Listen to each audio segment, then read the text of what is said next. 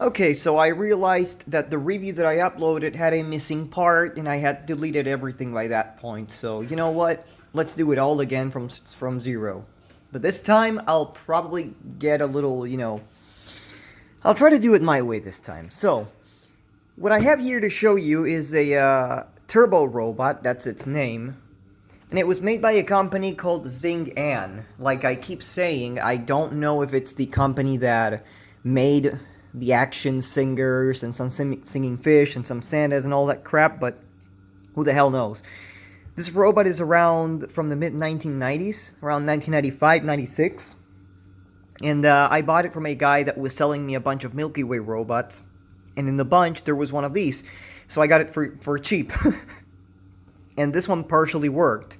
Its arms raised, it lit up, but it didn't walk or spin. Classic year issue. But I have been wanting this robot for so long. Not this specific one, but the later version. I found out. Well, not found out. I mean, I realized because of this one that the one that I've been wanting was actually a later version. But there's this one uses two AA batteries, right? Well, there's a later one. Like I said, it's called Cybercop. It's not called Turbo Robot. That actually uses 3 AA batteries instead of 2. So that one is pretty much it's a little newer, I guess, from the early 2000s probably, even though it still looks exactly like this one. Here, have a look for yourself. These are some of the others, which I'll try to... There we go. That's a purple one, that's a chromed one, and this is the box for the newer version. Like I said, it has 3 batteries, and the switch, I believe it's next to the compartment instead of under. I'll get to that in a bit too, because this one has an issue with that. Well, not an issue, it's just a factory defect. And of course, it also came in these yellow colors. You can see the box over here from the Turbo Robot. This is in a museum. But yeah, that's everything I gotta show about this one. Now, I've been wanting this one for so long, and it's been over 10 years, because back in the day, Mercado Libre used to store their videos, their listing videos, in YouTube channels, and in one of the YouTube channels there was this.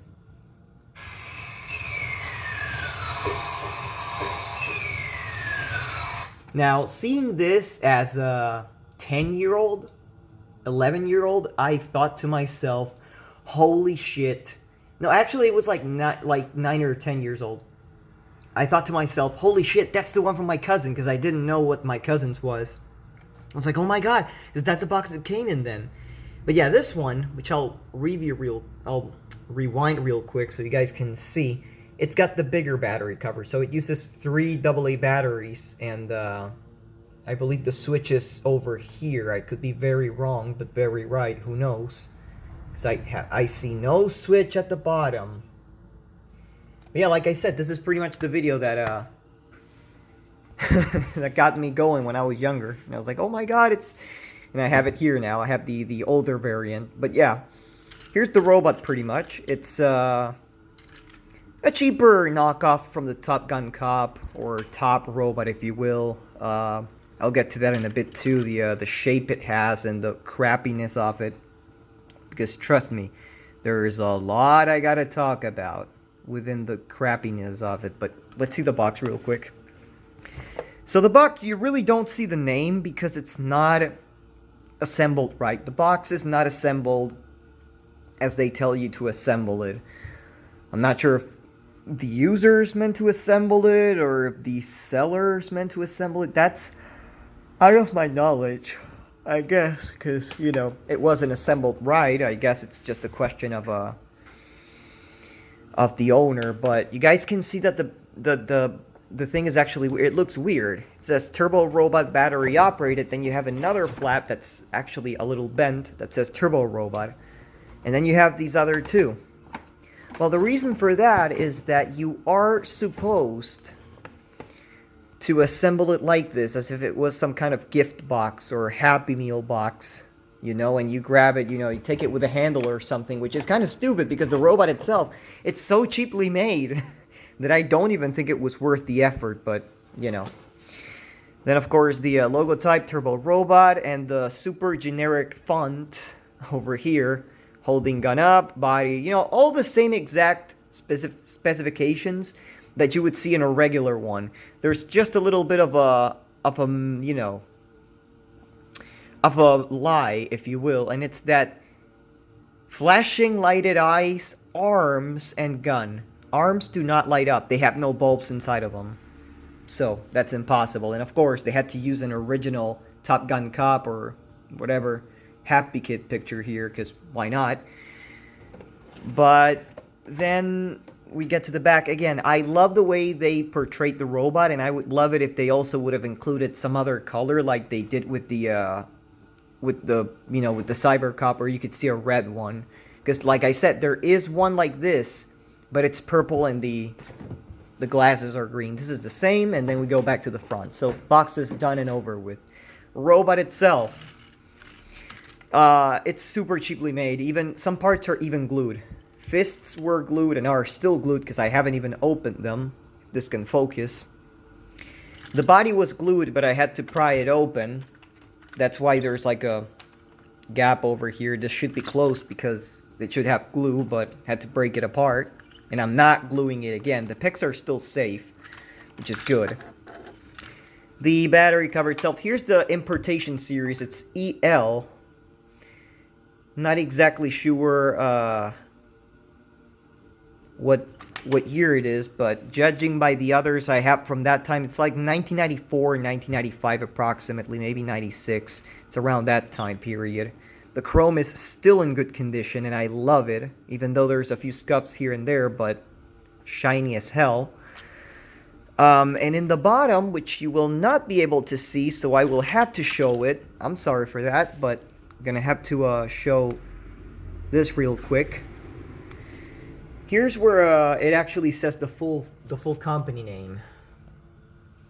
Xing-An Electronic Toys Co. Limited. Item number 9308, made in China. So that's pretty much how I know it's Xing-An. Not sure if it's the Xing-An, like I said, that makes the dolls, but it could be. Who knows? Maybe an early product, maybe not. Who the fuck knows? Anyway, the robot itself, when you take it apart, you already see how cheap... Oh, no, wait. No. Damn it. Okay, I hate this. I hate this thing with my computer where, like, it just skips from video to video and from image to image. So here's the box. Okay, first thing. when you open it up, when you get to open the chest, like I said, it's closed. It's just glued shut. You open it up, and of course, it's a pretty similar mechanism. It's identical to what a Happy Kid robot would use. And I used to think, which you will see in a bit, I used to think that that this piece was actually weird. It is not. The shape is actually a little different, but it is, you know, it is a loyal design to the very first Happy Kid Top Gun cops and top robots that showed up. Because what they did later on was they put a slot and they made it so that it this piece does not rest on the contact. It rests on it, but it also grabs it from underneath. On this one, however, as it's based off the early ones, they did it like it's supposed to, and this rests on there, and the contact actually goes to the front. It's really an annoying thing, but it happens. The wrist on these has an additional screw over here, which the newer ones do not have. Well, newer ones, I mean, any Happy Kid robot you can imagine never has had a single screw there. So that's something they just made up. Then, of course, the head, which has one of those super shitty sound chips, that's the reason why this one screws up a lot with the sounds, because it doesn't have timing. And every single glass it has is actually made out of a candy red plastic, which is really nice. I really, really like that. Here's pretty much the sound chip. Again, not a big deal. This, and of course some blunders, like this for example, which is where the Happy Kid ones have the screw that goes through the gun. Which, by the way, the gun comes like this. I didn't put it like that on purpose, it comes like that. And you take it off and look, The hole's still there. They didn't even bother covering the goddamn hole. They did put contacts though, so that's good. And then inside here, you can see the other part where, where the screw holder would be. Now this has an issue. You're supposed to push it in all the way, but you have to leave it a bit outside because if not, it's not going to light up. So, just to let you know why it's not all the way in. It's not because I don't want to ruin anything.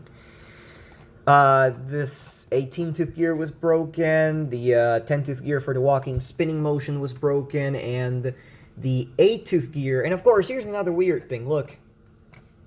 The gearbox is actually deformed. They couldn't even get that right.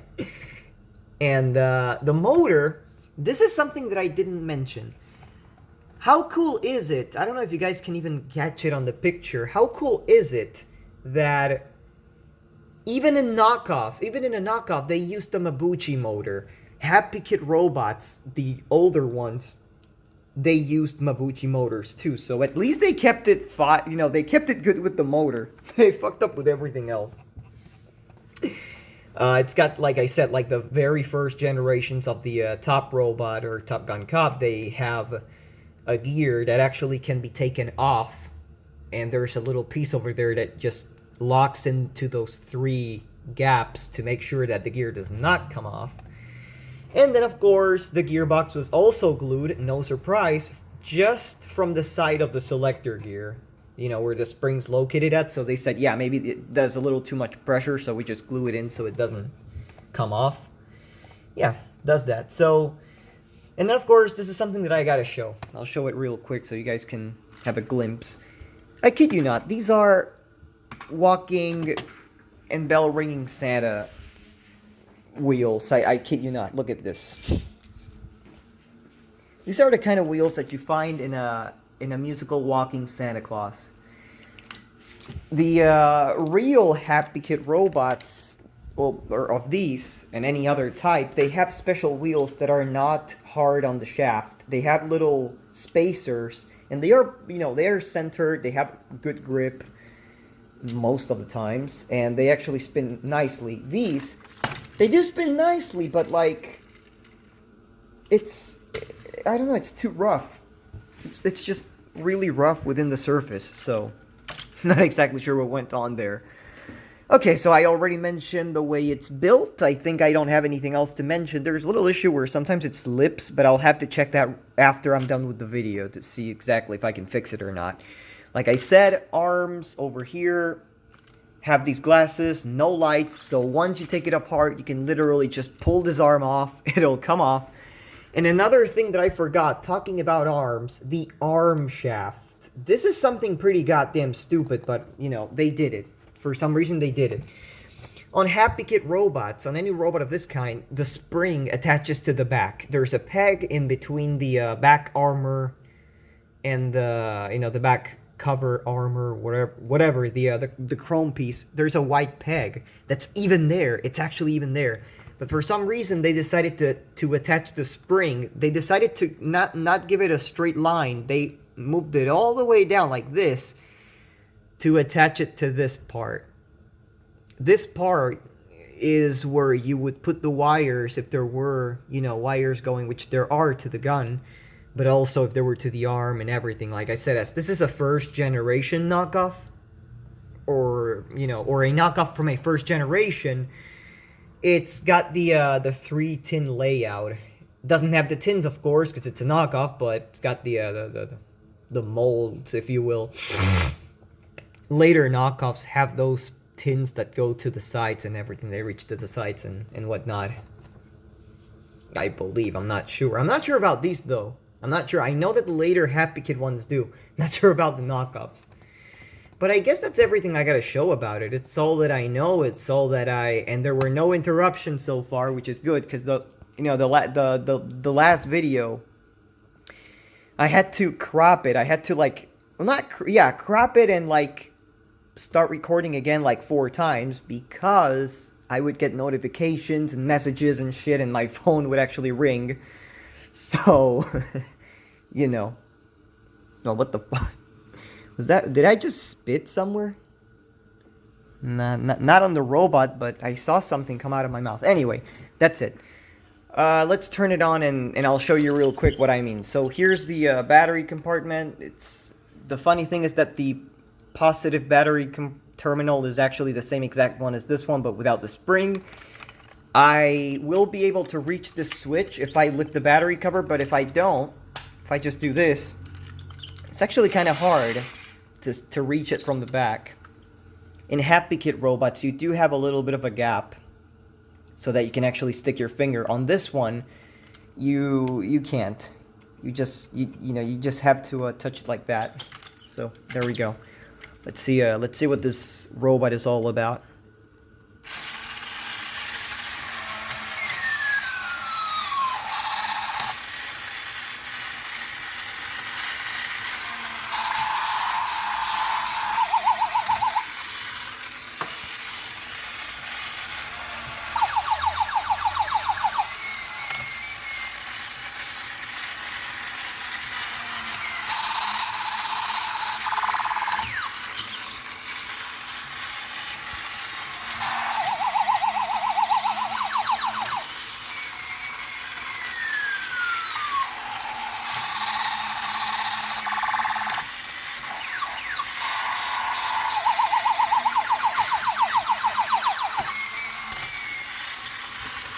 So as you can see, there is an issue with the when it starts spinning, and I actually tried to tackle that, and there was no avail. I could not do that because if you guys know Milky Way robot fighters, they have another type of sensor. You know, they don't have the sensor with the two tints. They actually use the little piece that lifts up as a sensor itself. They figured that out, and I was trying to do the same exact thing by putting an RC car spring touching the shaft. But what that ended up doing is it also would mess up for some reason. It's just the sound chip. It's the way the sound chip is.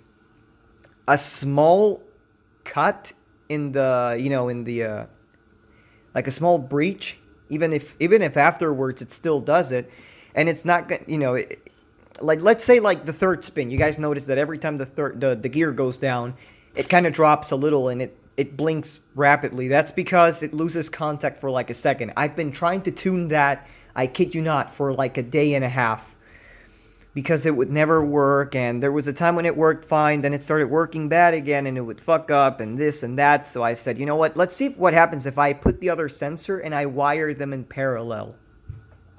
Did that and it seemed to work, but then it just started working bad again. So I went, yeah, you know what, screw this. So I didn't want to have to do any kind of another sort of modifications or anything. It's good how it is, and its arms actually lift up a bit further. Let's see. They raise up higher. They do raise up higher than what a Happy Kit robot does, because Happy Kit robots, they usually raise it up to here, I think. This one actually outperforms the real one. I like that. But yeah, like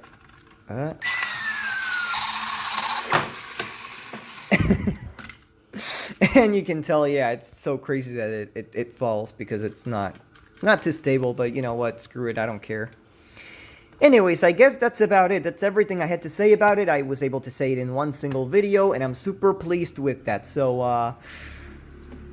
oh yeah, last thing before I forget, I had to replace the gear by a 9-tooth instead of an 8-tooth because it was actually, there was a little bit of too much play in between the gears, and that's not healthy for one of these.